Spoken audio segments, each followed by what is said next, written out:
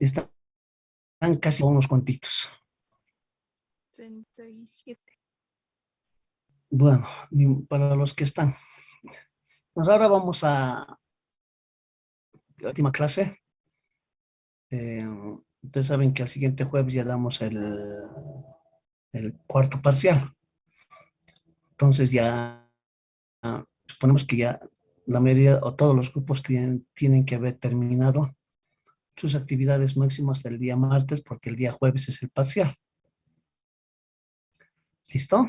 Entonces, esta es nuestra última clase y vamos a hablar sobre fármacos anticonvulsivantes.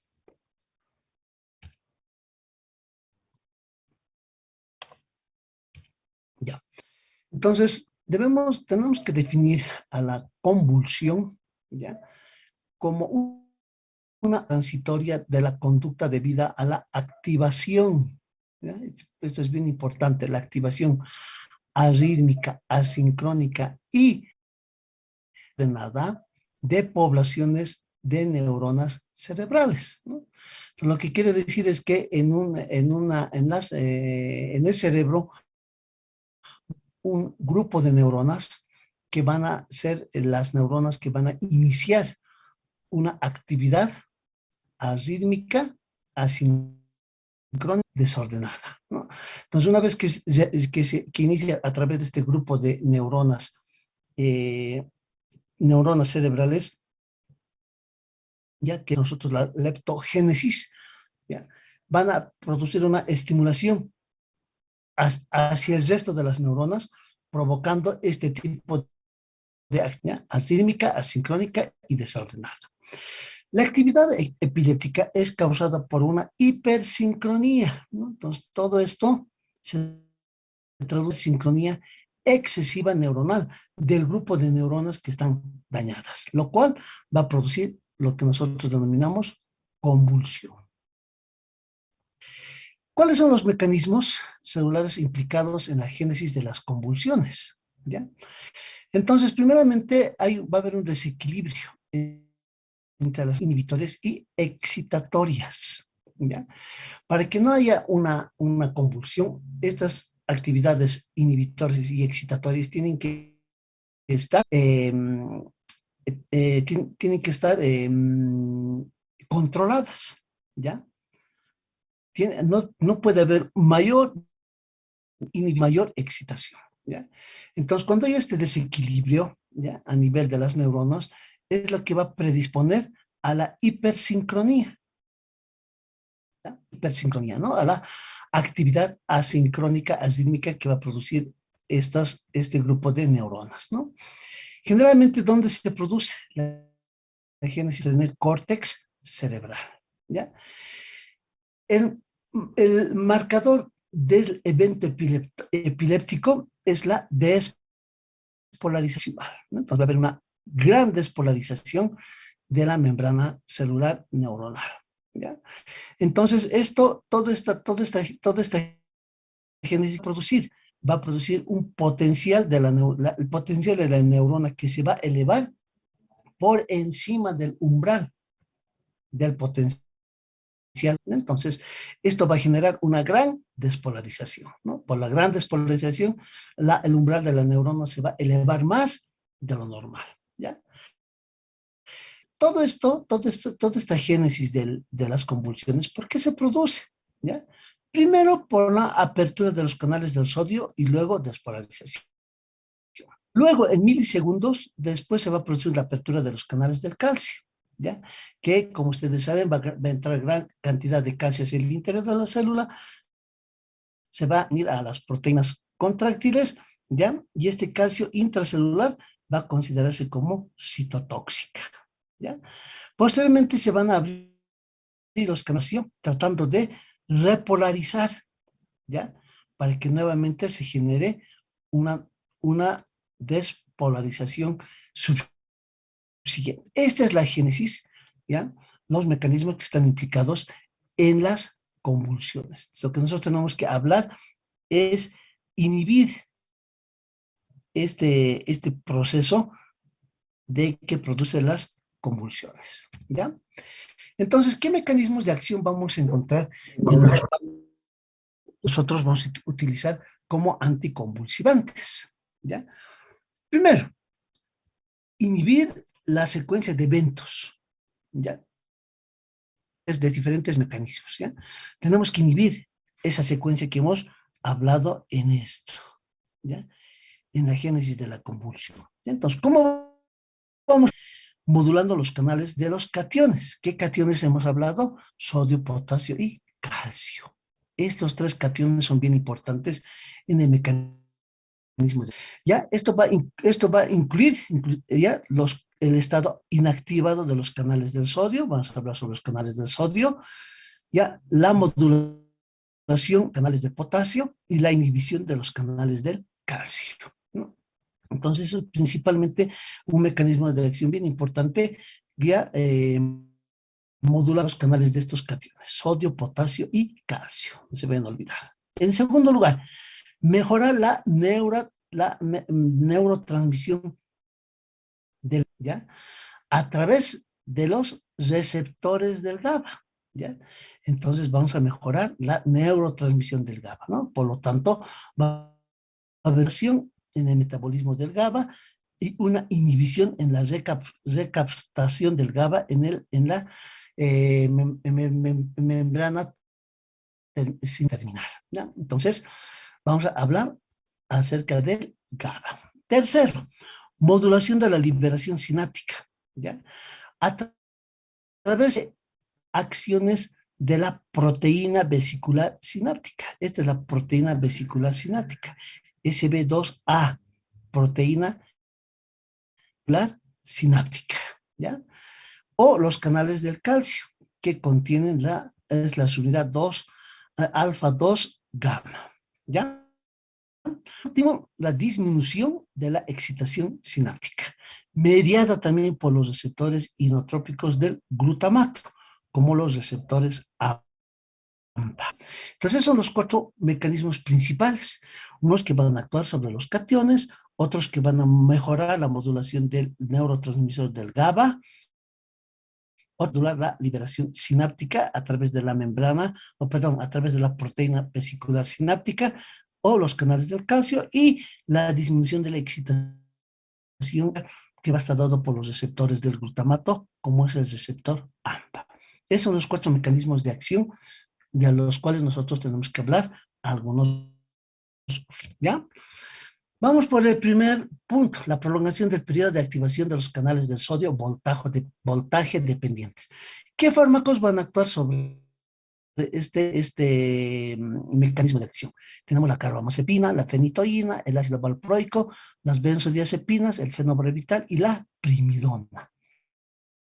Ellos van a actuar ya inhibiendo, acá está, se abren los canales del sodio, va a ingresar, pero aquí va a inhibir, ¿no ve?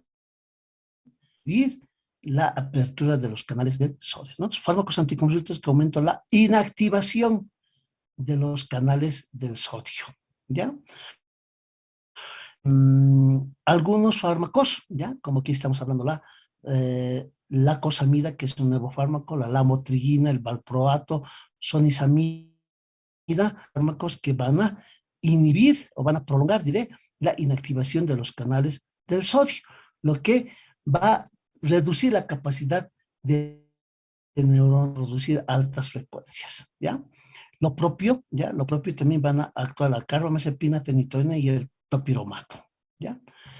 Tienen la capacidad de bloquear los trenes de potenciales de acción repetitivos de alta frecuencia que se genera en la neurona farmacológica, ¿ya? Entonces van a bloquean los canales del sodio, ¿ya? Luego tenemos el mismo bloqueo de los canales T de calcio. Hemos dicho que van a actuar sobre los cationes, sodio, potasio y calcio, ¿no?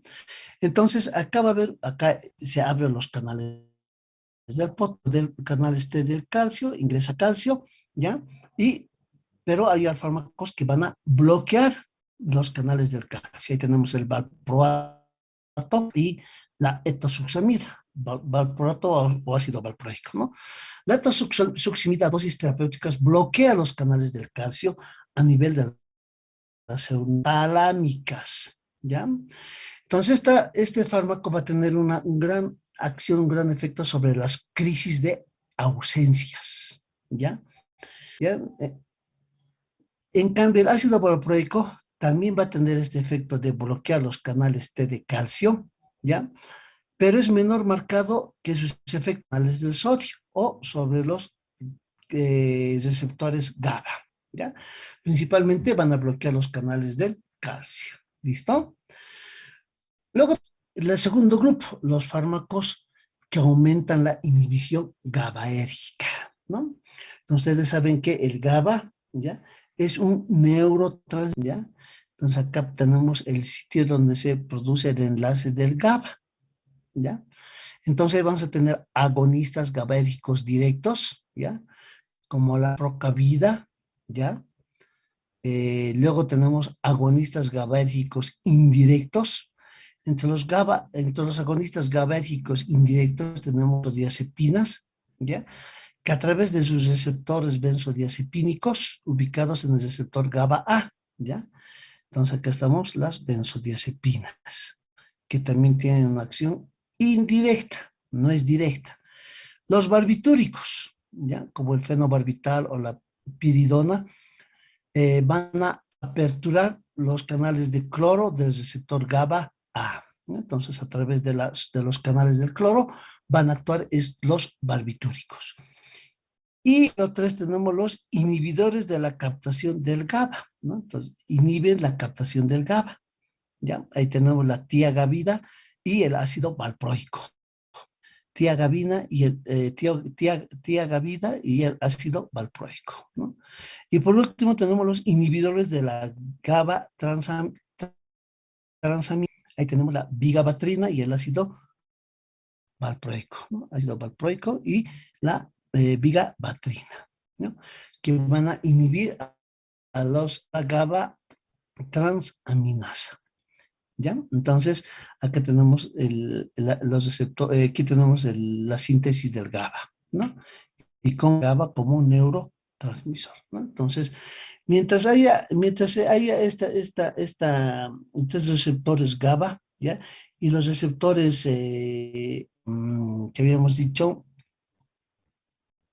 receptores del glutamato que producen excitación, entonces no se produce, los producen inhibición y por eso dice fármacos que aumentan la inhibición GABAérgica, ¿ya?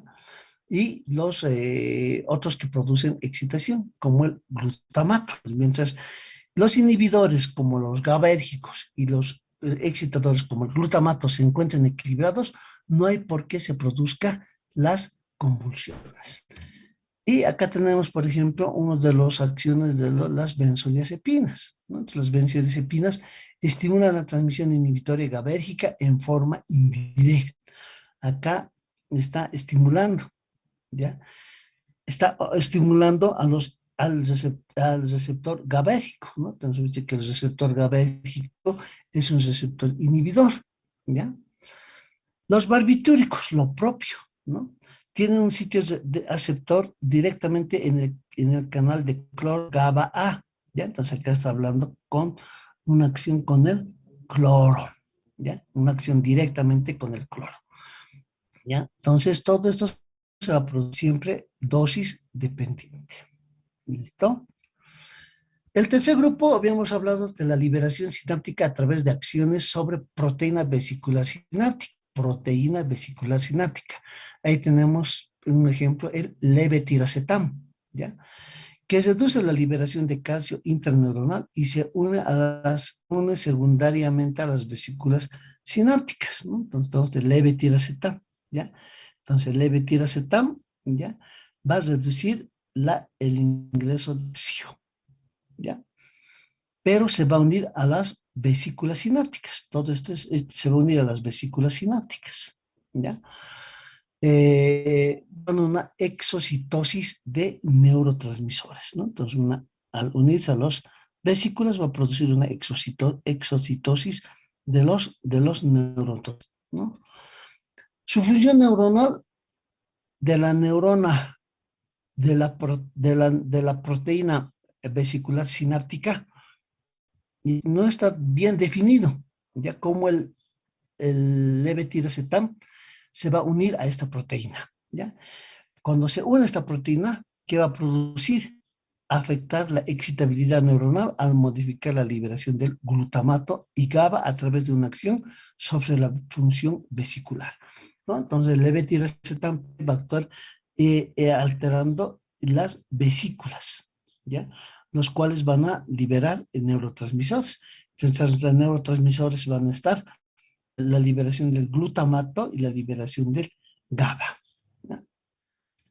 Y por último tenemos la disminución de la acción de los neurotransmisores excitatorios, ¿no? Disminución de la acción de los neurotransmisores excitatorios. Van a disminuir la acción de los efectos del glutamato por varios mecanismos, ¿ya? Entre ellos tenemos, los fármacos tenemos el felbamato y el topiromato, que van a actuar, ¿ya? Que van a unirse a receptores glutaérgicos, glutamatérgicos, como es el AMPA, el kainate y el NMDA y la glicina, y los va a inhibir, ¿no? Entonces, estos son los neurotransmisores dependientes excitatorios del glutamato, ¿ya? Entonces, ¿cómo van a ser? ¿Cuál va a ser el mecanismo de acción? Van a disminuir la síntesis del ácido glutámico, ¿ya? Van a inhibir la liberación del neurotransmisor. Entonces, de esos neurotransmisores, el kainate, el NMDA y la glicina. Y va a producir un aumento en la recaptación. Entonces, cuando se elimina, que se recapte a la membrana presináptica, ¿ya? Y también van a producir otro mecanismo de acción, va a ser el antagonismo competitivo o no competitivo, pues, postsinápticos, ¿ya? Entonces, esos van a ser los 4 mecanismos de acción de este grupo de fármacos, ¿no? Entonces, ¿a qué estamos hablando, no? Se libera el glutamato, va a ser el topiromato como el felbamato, inhibir la liberación del glutamato, ¿no? Y para que puedan del NMDA a su receptor, del AMPA, de la glicina, ¿ya? Entonces, ese es uno de los mecanismos. Y otro, aumentar la recaptación que tienen este grupo de fármacos. ¿Listo? Entonces vamos con determinando algunos fármacos en importancia, ¿no? Entonces ahí tenemos epina, ¿no? Entonces el mecanismo de acción ya hemos dicho, bloqueador de los canales de sodio, ¿ya? Va a producir una inactivación rápida con bloqueo del potencial de acción, ¿ya? Va a estabilizar la membrana neuronal y va a disminuir la liberación de neurotransmisores, ¿ya? Lo que va a producir la disminución de las vocales y extensión de la convulsión. Su inactivación lenta va a producir una elevación, ¿ya? Del pico de adaptación de la frecuencia, disminuye las focales, disminuye la extensión de la convulsión y estabilizador de membrana neuronal, ¿no? Entonces, tiene dos, por su acción bloqueadora de sodio, va a ser una inactivación rápida como una inactivación lenta, ¿ya? Su farmacocinética, la absorción es lenta y errática, ¿ya? Vienen en tabletas, ¿ya? De liberación prolongada, ¿ya? La concentración máxima en plasma va a estar entre 4 a 24 horas, ¿ya? Se va a distribuir rápida y ampliamente por los tejidos, ¿no? Se va a tener una buena unión a las proteínas plasmáticas en un 75 a 85 aproximadamente, ¿ya? Y sus concentraciones terapéuticas van a estar entre 6 a 12 microgramos por ml, ¿no? Esto es bien importante, la terapéutica, 6 a 12 microgramos. Eso se determina, por ejemplo, cuando hay una intoxicación, ¿ya? Tenemos que determinar picos en sangre, ¿no? La oscila entre 5 a 26 horas, ¿ya? ¿En qué caso está indicado la carbamazepina? En las epilepsias, ¿de qué tipo? En las convulsiones simples y complejas, en las convulsiones tónico-clónicas generalizadas, en las convulsiones de patrón mixto, ¿ya? Y también se lo emplea en la neuralgia del trigémino, neuralgia del glosofaringio, ¿ya? Como profilaxis en la psicosis maníaco-depresiva en pacientes que no responden al litio. ¿ya? Fíjense que no responden bien al litio, entonces se los puede utilizar la carbamazepina. ¿Qué reacciones adversas vamos a tener?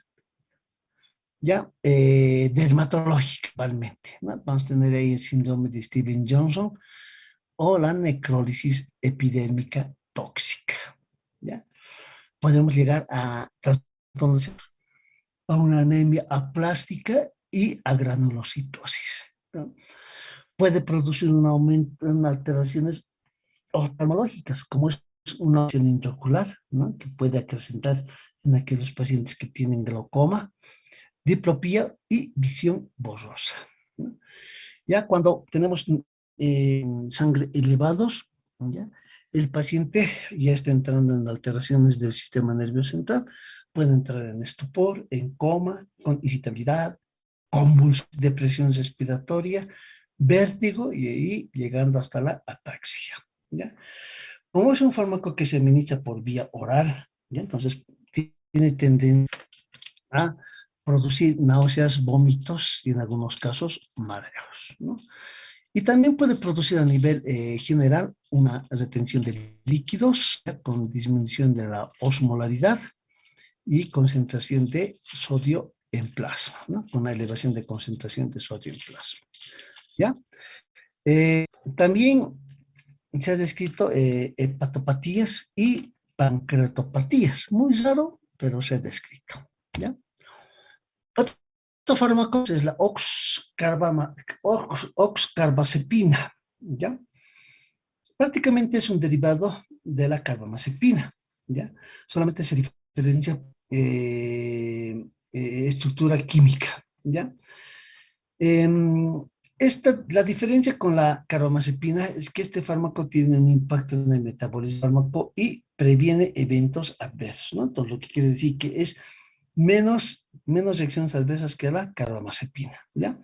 La oxcarbazepina es un lo que quiere decir que en su metabolismo recién se va a convertir en un fármaco activo, ¿ya? Farmacocinética, la absorción es en una administración oral, ¿ya? No se modifica con las comidas, se puede administrar en medio de las comidas o después de las comidas. La concentración plasmática máxima va a estar en 13 a 18 horas. Ya el estado, va a alcanzar un estado estacionario a nivel plasmático entre 2 días. ¿Ya? El volumen de distribución va a ser buena, ¿ya? Se lo puede encontrar en litros, 49 litros. La vida media es de 9 horas, las proteínas plasmáticas están en un 40%. La expresión mayormente es por la deposición, por las deposiciones y por la urinaria. Otro fármaco, la fenitoína. La fenitoína que ha sido sintetizada, un poco de historia, por primera vez en 1908, ¿ya? Pero en 1938 se le ha descubierto su actividad anticonvulsivante, ¿ya? Pertenece a las familias de las fenidanas, ¿ya? Entonces, solamente se caracteriza por su estructura química, ¿no? La farmacocinética de la fenitoína tiene una biodisponibilidad de un 20 al 100%, ¿ya? En forma oral y 24,4% por vía endovenoso, ¿no? Rectal. La concentración máxima vamos a tener en 1 hora y media a 3 horas. Y su unión a las proteínas plasmáticas, especialmente a la albúmina, va a estar en un 90%. Una vida media plasmática de 6 a 24 horas. Y una concentración plasmática terapéutica de 0,25 a 1,25 microgramos por ml. Es importante, ¿ya? La concentración plasmática terapéutica. O sea, no debe pasar de 1,25 microgramos por ml. Cuando pasa de 1,25 miligramos, o digo, picogramos por ml, ya estamos hablando de una intoxicación, ¿ya? La eliminación no es lineal, ¿ya? Entonces se puede eliminar por vía renal, por vía por deposiciones, ¿ya? Los metabolitos generalmente son excretados por la orina, ¿no? Por otra expresión va a ser por vía urinaria, ¿ya? La fenitoína se puede estar indicada en epilepsia, especialmente en las convulsiones parciales o en las convulsiones tónico-clónicas, bien se utilizan como tratamiento de la neuralgia del trigémino. ¿Ya? La fosfenitoína, ¿ya? Que pertenece a fenilhidantoínas, ¿ya? Es un profármaco, ¿ya? Que está destinado para la administración por vía parenteral, solo parenteral. Su metabolito activo va a ser la fenitoína, lo que quiere decir que la fosfenitoína ya es un profármaco que se va a convertir en un fármaco que es la fenitoína. ¿Sí? Entonces aquí tenemos un equivalente de 1.5 miligramos de fosfenitoína sódica, equivale a 1 miligramo de fenitoína sódica.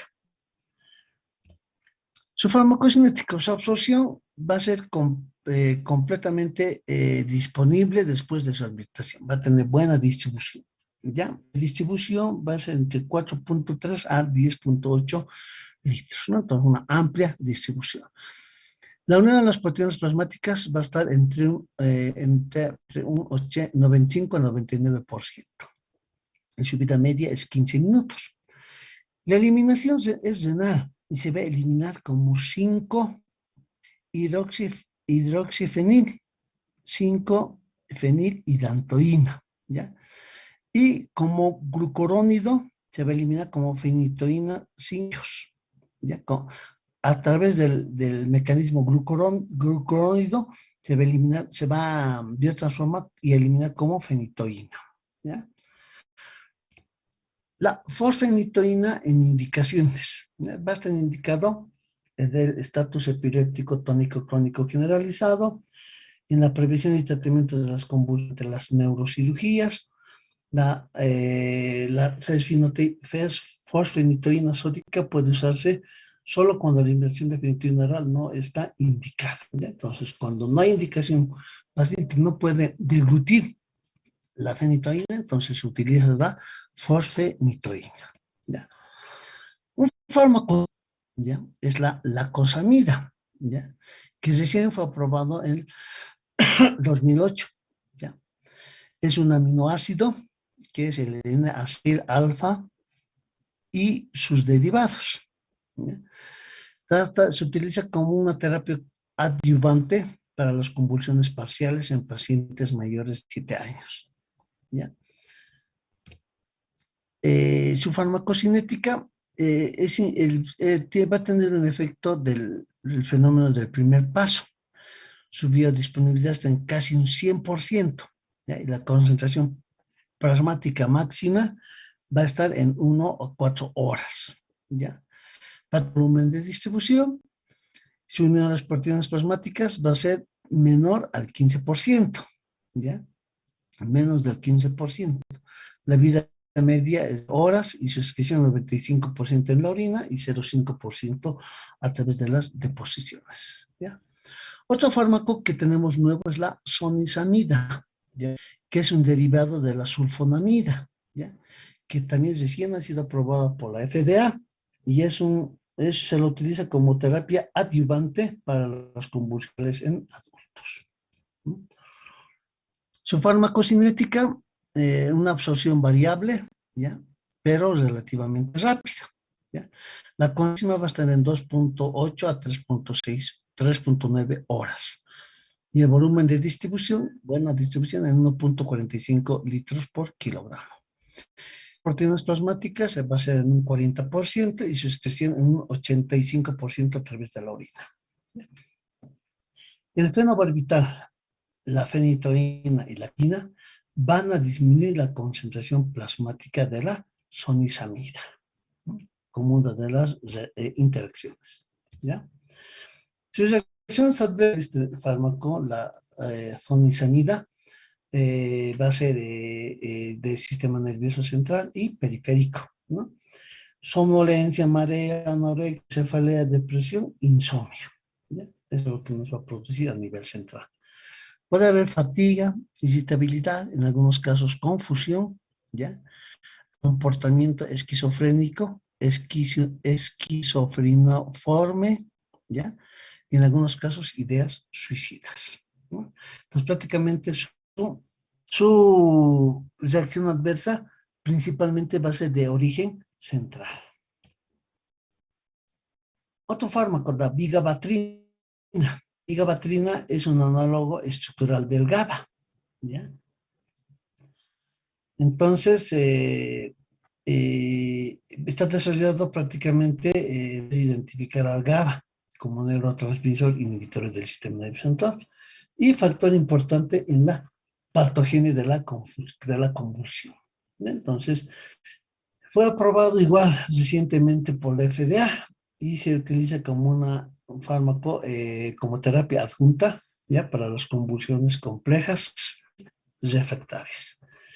Tiene importantes efectos adversos, ya, por lo cual debe reservarse para pacientes que han fallado las otras alternativas, las otras terapias alternativas, ¿no? Entonces puede haber fallado con el uso de las carbamazepina, fenitoína, etcétera, etcétera. Utilizamos la vigabatrina, que es un análogo estructural del GABA, no se olvide, ¿ya? Entonces acá tenemos, inhibe de manera irreversible la GABA transaminasa. Entonces estamos hablando ya a nivel molecular, inhibiendo la transaminasa, ¿no? A nivel en la membrana presináptica, inhibiendo, ¿ya? Su farmacocinética, su absorción va a ser es un fármaco altamente hidrosoluble, se absorbe rápidamente, una biodisponibilidad del 100%, los aceleran la absorción, ¿ya? Se administran soluciones y en tabletas que son bioequivalentes, ¿no? Su distribución va a tener una unión a las prácticas insignificantes, ¿no? O sea, casi nada se va a unir, ¿ya? Tiene un tiempo máximo.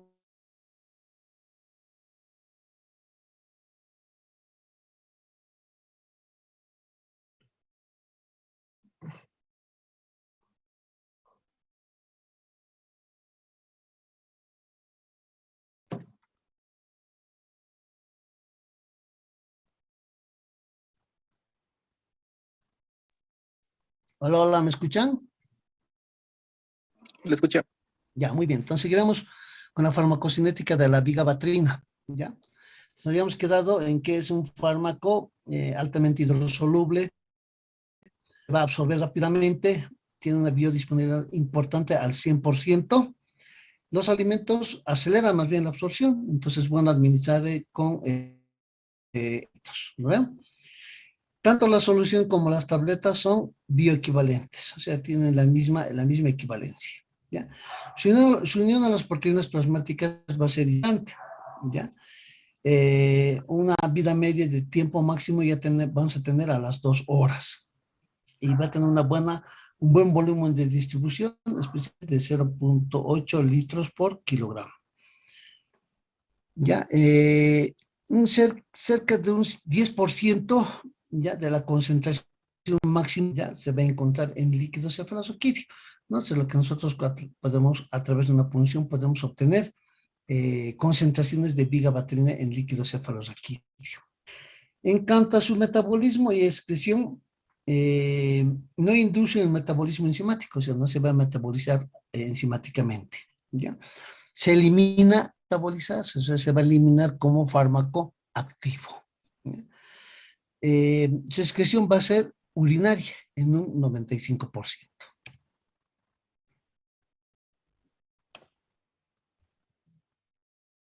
¿Ya? Una cosa importante son los efectos adversos, ¿ya? Más del 10% va a haber ganancia de peso en niños, ¿ya? Un 47%. Reducción concéntrica del campo visual bilateral permanente, un 30%. Valencia en un 28%. Cefalea, un 18%. E hiperactividad en un 11%. Menos del 10% va a haber nasofaringitis, ¿ya? Alteraciones a nivel de las fosas nasales en un 10%, aumento de peso en un 10%, disminución de la memoria, insomnio, depresión, irritabilidad, nistagmus, 7%. náuseas, diarrea y vómitos en un 6%, o rash médica en 6%. ¿Ya? Entonces, post comercialización, ya en algunos casos podemos encontrar defectos congénitos, ya como son cardiopatías, defectos auditivos, hemangiomas, hemangioma congénito, malformaciones genitales, malformación oral, aplasia, retinitis pigmentosa, ¿ya? Puede haber sordera o desórdenes psiquiátricos como ser psicosis y delirio, ¿ya? Comercialización, ¿no? O sea, después de que se ha llegado a comercializar, ¿ya? La vigabatrina, ¿qué interacciones va a tener? Ya, con el orlistat va a disminuir su absorción de la. Cuando se usa con benzodiazepinas u opiáceos, va a aumentar el riesgo potencial de depresión del sistema nervioso central. ¿Ya? No induce al metabolismo a través del citocromo P850, por eso no se biotransforma. ¿Ya? Puede disminuir los niveles de la fenitoína por disminución de su absorción. ¿Ya? En el embarazo tiene una clasificación C, hay que tener mucho cuidado en la utilización, ¿ya? Y se excreta en leche materna. Otro fármaco, la gabapentina. La gabapentina es similar o tiene una transformación igual que la leucina, ¿ya? Eh, es diseñado ¿ya? Como un agonista GABA, ¿ya? Por su alta liposolubilidad. ¿Ya? Es agonista GABA. Muy poca o nula acción va a tener sobre el receptor GABA. Entonces, ¿ya? Entonces, recién ha sido aprobado ¿ya? Por la FDA, ¿ya? Y generalmente se lo utiliza para crisis parciales sin generalización secundaria, ¿ya? Entonces, es el mecanismo de acción del GABA. Inhibe competitivamente a la aminotransferasa de la cadena ramificada nosólica, ¿no? Entonces acá, esta es la cadena. ¿No?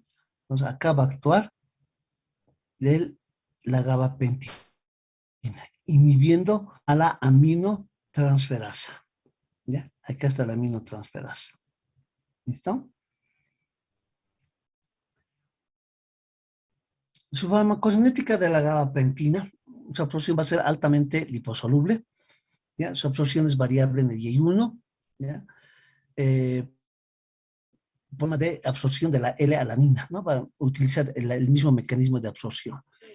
Tiene una biodisponibilidad del 60%, los alimentos altos en grasa en su absorción. ¿Ya?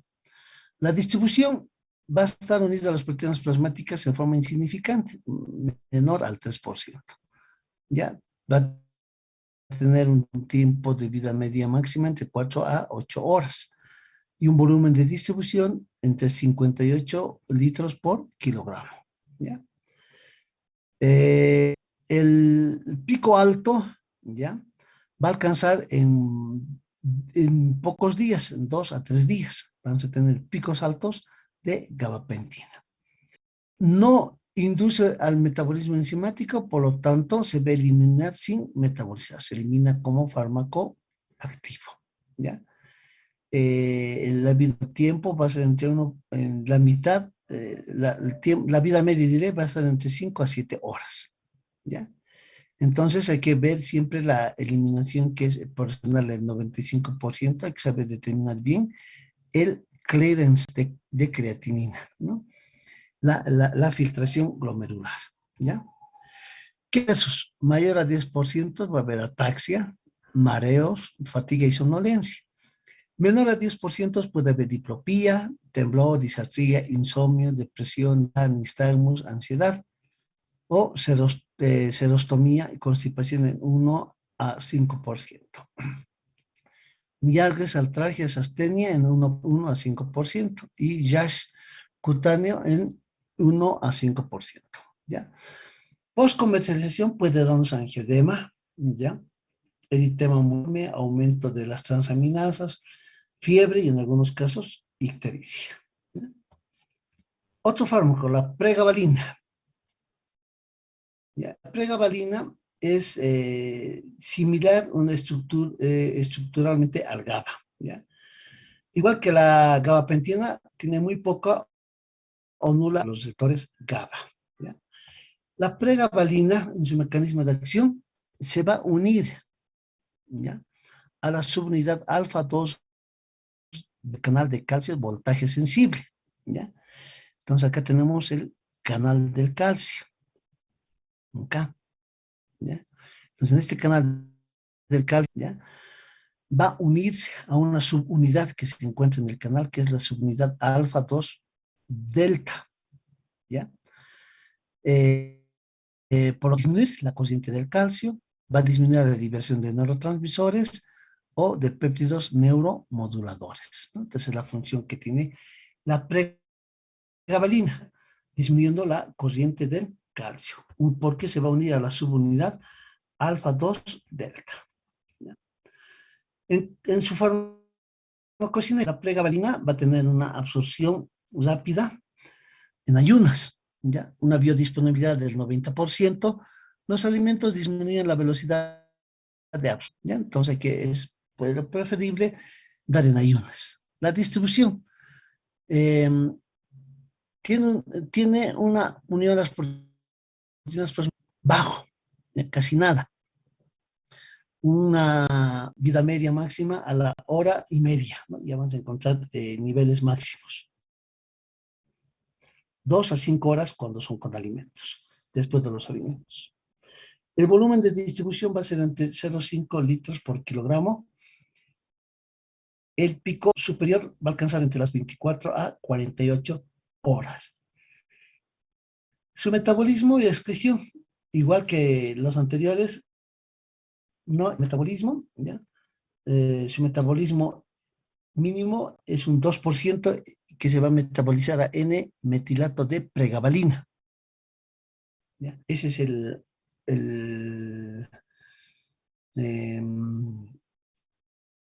la forma como se va a llegar a metabolizarse. Es el metabolito inactivo. El tiempo de vida media está en 6 horas. Y la excreción va a ser urinaria. Efectos adversos mayores al 10%, somnolencia, edema periférico, ¿ya? Menor a 10%, serostomía, astenia, constipación, ataxamiento anormal, confusión, euforia y rash, ¿ya? Post-comercialización puede haber cefaleas, náuseas, diarrea o ginecomastia en los varones. Entonces, es en cuanto a la pregabalina como fármacos nuevos, ¿ya? Sus efectos adversos pueden aumentar la creatina fosfoquinasa y llevarnos una rash, ¿ya? Se debe descontinuar gradualmente en la primera semana, ¿ya? Monitorizar la dependencia, ¿no? Hay algunos pacientes que se vuelven dependientes, ¿ya? No induce el metabolismo del citocromo P450, ¿ya? Va a haber un sinergismo con los IECAS, con los inhibidores convertidores de la angiotensina, porque va a aumentar la toxicidad y el angioedema. Puede causar dificultad para manejar o realizar tareas complejas. Teratogenicidad masculina, ¿ya? En el embarazo está clasificado en el grupo C y se excreta también por la leche materna, ¿ya? El ácido valproico. El ácido valproico es uno de los más usados, ¿ya? Es una molécula de ácido cíclico de cadena ramificada simple. Y se ha descubierto en 1882, por lo que se ha llegado a utilizar, ¿ya? Desde esa fecha, ¿ya? Y es de elección en las convulsiones generalizadas, ¿ya? Y también en las crisis parciales. El mecanismo del ácido valproico es disminuir la excitabilidad neuronal, ¿ya? ¿Bajo qué efectos? ¿Ya? Va a retrasar la recuperación de esta proteína de la inactividad, va a reducir las corrientes de los canales del calcio tipo T, disminuir el metabolismo inhibitorio de los GABA y, y la de los otros receptores GABAérgicos, ¿ya? Va a incrementar la síntesis de GABA, ¿ya? Todo esto en su conjunto va a producir una excitabilidad neuronal, ¿ya?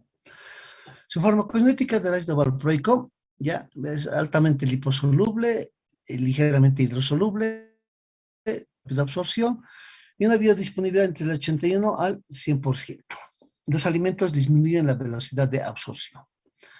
Va a tener una unión a las proteínas entre 80-90%. Vamos a encontrar ya niveles plasmáticos entre 13 minutos a 4. Tiene un volumen de distribución de 0,1 a 0,4 litros por kilogramo, ¿ya? Y va a llegar al sistema nervioso central por transporte activo. El metabolismo y la excreción. Su metabolismo va a ser eminentemente hepático, 96%, por oxidación y glucuronoconjugación, ¿ya? Que va a dar lugar al 4N metabolitos, ¿ya? Va a inhibir el citocromo P450, una vida tenemos entre 9 a 16 horas.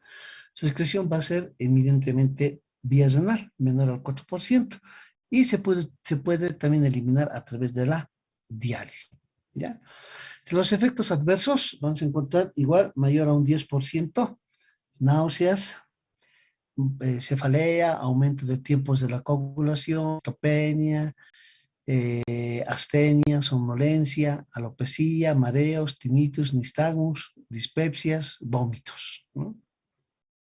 En un 10%. Menor al 10% vamos a encontrar ataxia, rash, confusión, parestesia, disartría, alucinaciones, cetotonismo, en un 5%. Post-comercialización, vamos a encontrar anorexia, pancreatitis, hepatotoxicidad, ¿ya? Que puede llevarnos una hepatitis fulminante o pérdida de, ¿ya? Entre sus interacciones, ya el ácido valproico, como inhibidor del citocromo P450, va a aumentar los niveles de nitoína, el fenobarbital, la carbamazepina, la lamotrigina, carvedilol, warfarina, ¿ya? Se va a aumentar los niveles, ¿ya? Lo que va a producir es intoxicación de estos fármacos. Aumenta los niveles de ácido valproico, la aspirina, ¿ya? Porque va a competir por su unión a las proteínas, el borinostat, va a producir un sinergismo farmacodinámico, ¿ya? Va a aumentar los niveles de ácido valproico. Disminuye de ácido valproico, ¿ya? Ahí tenemos los carbapenemes, ¿ya? Y tenemos el fenilacetato sódico como antagonismo farmacodinámico. Entonces son las interacciones farmacológicas del ácido valproico. Una cosa, y las precauciones. ¿Qué precauciones tenemos que tener con el ácido valproico? Es hepatotóxico. Ese puede ser fatal, ¿ya? Que en aquellos que consumen a diario puede aumentar el riesgo a los 2 años, ¿ya?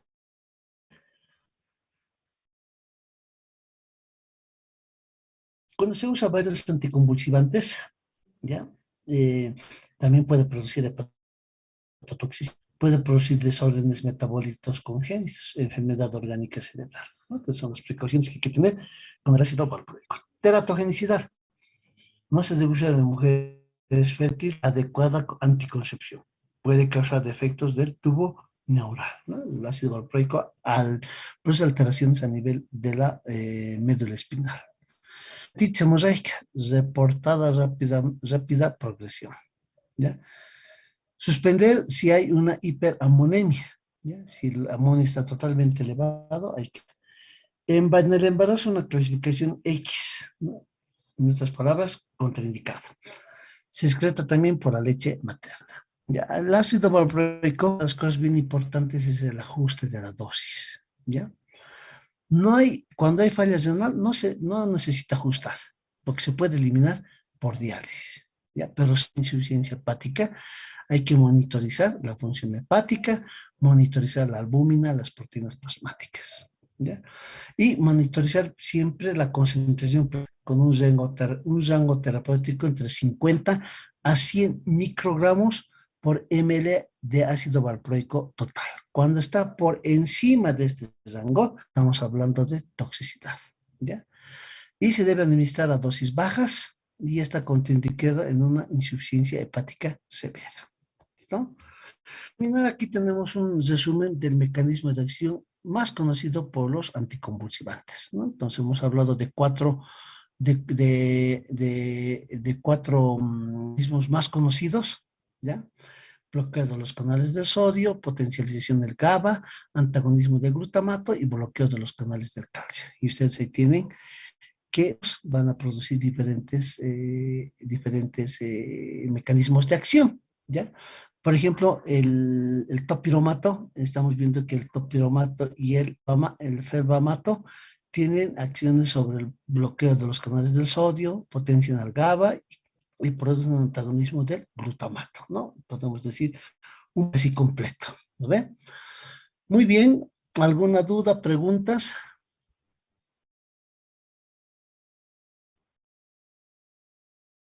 ¿O ya se han ido? No, Estamos aquí, doctor. ¿Dudas, preguntas? Ya, bueno, espero que hayan entendido. Y yo preguntaré pues, el día al otro jueves en el examen. ¿Listo? Doctor, hay una pregunta en el chat. Yo no sé manejar el chat. ¿Dónde está el A chat? ver, dice, doctor, ¿cuál sería el primer fármaco de elección en una crisis convulsiva? Y posteriormente, ¿con cuál se prosigue en el caso de no tener efecto con ese fármaco? Ah, ya. El primer fármaco de elección. Es de elección en las crisis, ¿ya? Cuando son crisis epilépticas, ¿ya? Lo que se utiliza siempre son las benzodiazepinas. Benzodiazepinas tenemos el,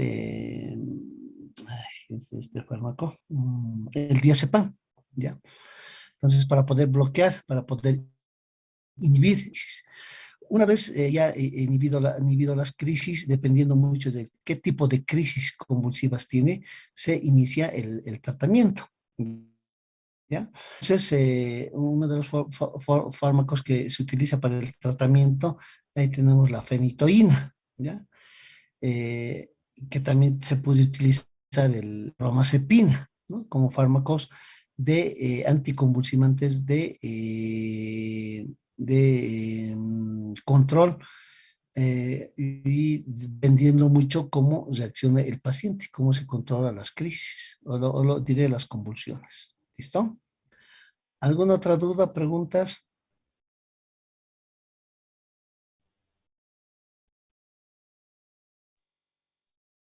Disculpe, yo tengo una pregunta. Dime.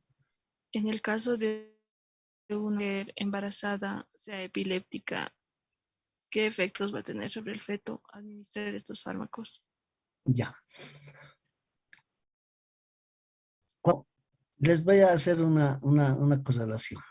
Suponiendo que ustedes están en la provincia o ya tienen su consultorio, ¿ya? Viene una paciente, lo que decía aquí la señorita, una paciente gestante, ¿ya? O una pareja, ¿ya? Y les digo, doctorita o doctor, yo estoy embarazada o nos vamos a casar si es una pareja, pero ella es epiléptica, ¿no? Entonces, ¿qué nos recomienda usted? ¿No ve? Entonces, no estamos saliendo un poquito de la pregunta, pero eso yo les hago esta pregunta un poco, piensen y analicen, ¿no? Entonces, si es una mujer gestante, ¿ya? Y sabemos que las convulsiones son repetitivas, hay personas que tienen 3, 4, hasta 5 convulsiones al día, ¿ya? Entonces, antes de la gestación, ella sí tenía su tratamiento, pero como ya se embarazó, entonces la pregunta que les hace a ustedes es, ¿qué hago? ¿Ya? ¿Sigo con mi medicamento o no sigo con mi tratamiento? ¿O me va a o voy a perder a mi bebé? ¿No? Ahora, en el caso de que sea una pareja recién casados y le ven y les digo a ustedes, ella es epiléptica, queremos tener un bebé, un hijo. ¿Qué hacemos? ¿Qué nos recomienda doctora o doctor? ¿No? Ahora, ¿qué harían ustedes? Y luego yo les voy a responder lo que me ha preguntado la señorita.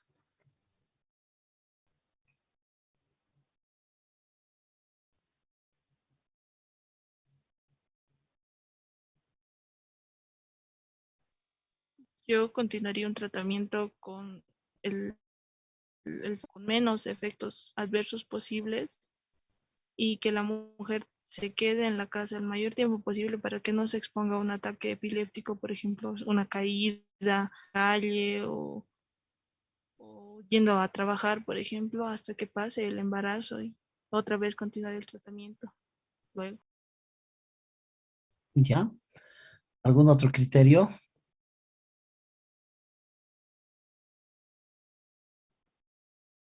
¿Algún otro criterio? En estos casos yo comparto la idea del criterio de la señorita, ¿no? La señorita, ella de que sí puede embarazarse o puede continuar con su tratamiento o utilizar un tratamiento menos nocivo que produzca, altere la evolución de la gestación, ¿ya? O en el caso de que la persona quiera embarazarse, tiene que seguir utilizando el anticonvulsivante, menos nocivo para que esté menos contraindicado en el embarazo, ¿ya? Entonces, está bien, tiene que continuar, porque si no continúa con el tratamiento, la paciente va a convulsionar y puede llegar a perder el embarazo, ¿ve? Entonces, en este caso, ¿qué se hace? No hay que suspender el tratamiento, hay que continuar. Y toda persona epiléptica puede tener sus actividades, realizar sus actividades normales, siempre y cuando cumpla con el tratamiento. Entonces algunas indicaciones, así, medidas generales que los pacientes deben cumplir al margen del tratamiento farmacológico, ¿no? Pero son, ya si estamos frente a una gestante o estamos frente a una persona que se va a embarazar, ¿ya? Lo que tenemos que hacer o lo que se debe hacer es trabajar con el obstetra, ¿no? Entonces, con los controles rigurosos obstétricos, ¿no? Entonces, ahí está la ecografía, ¿no? Entonces, a través de la ecografía, el obstetra nos dirá si ese embarazo es viable o no es viable, ¿no? Si hay alguna alteración, no hay alguna alteración, ¿no? Entonces, es la única forma en la que nosotros podemos controlar de que la gestación, el periodo de gestación culmine, ¿ya? Sí, a la paciente de que deje de tomar sus medicamentos, ¿no? Ahora, obviamente hay que explicarle, ¿no?, que los fármacos pueden producir, ¿no?, alteración. Pero, como ha dicho la señorita anteriormente, hay que buscar el fármaco menos agresivo, menos nocivo para esta paciente, ¿no? Pero ahora eso también depende mucho del tipo de epilepsia que tenga la paciente, ¿no? Entonces, cuando son crisis simples, entonces se puede pero cuando ya son complejas, hay pacientes que utilizan 2, 3 anticonvulsivantes, ¿no? Entonces, dependiendo mucho del tipo de crisis, nosotros podemos escoger el fármaco menos agresivo, ¿ya? Por ejemplo, ¿qué escogeríamos para este tipo de personas, ¿no? Escoger, por ejemplo, la carbamazepina, ¿ya? La carbamazepina no es tan nocivo para este tipo de pacientes. Como han visto ustedes, hemos dicho de que algunos fármacos son dosis dependientes, ¿ya? Entonces, yo puedo ir jugando con las dosis, ¿no? Cosa que el paciente, la paciente esté controlada, ¿ya? Las crisis. Entonces, jugar es dosis dependiente, jugar con la dosis. ¿Listo? Obviamente hay algunos fármacos que hemos dicho que están contraindicados en el embarazo. Entonces, obviamente, esos no me voy a animar a admitir, por ejemplo, uno de esos casos es la fenitoína, ¿ya? O los inhibidores, los antagonistas del glutamato, que son contraindicados durante el embarazo. ¿Alguna otra duda? ¿Preguntas? Doctor, buenas noches. Disculpe, le quería hacer una consulta. Tenía yo una de trabajo que justo tenía convulsiones, pero estas convulsiones eran en su etapa de menstruación. Entonces, ella igual siempre, pero igual lo ha perdido y ella decidió ya no tomar el tratamiento. Pero lamentablemente en la última, ella ha fallecido, doctor, pero nadie le daba razón porque ella en su menstruación tenía convulsiones y tomaba todo tipo de medicación, pero no había mejora. Si ustedes están de llevar ya en fisiopatología, la fisiopatología de las crisis convulsivas, ¿no ve? O van a llevar. Entonces hay algunos en las convulsiones, en las crisis, en el síndrome convulsivo, hay algunos factores que predisponen, ¿ya? Y como ha dicho su compañera, ¿ya? Evidentemente en algunas mujeres ocurre eso, ¿ya? La regla predispone a las convulsiones, ¿no? El mecanismo, ¿cuál es? ¿Ya?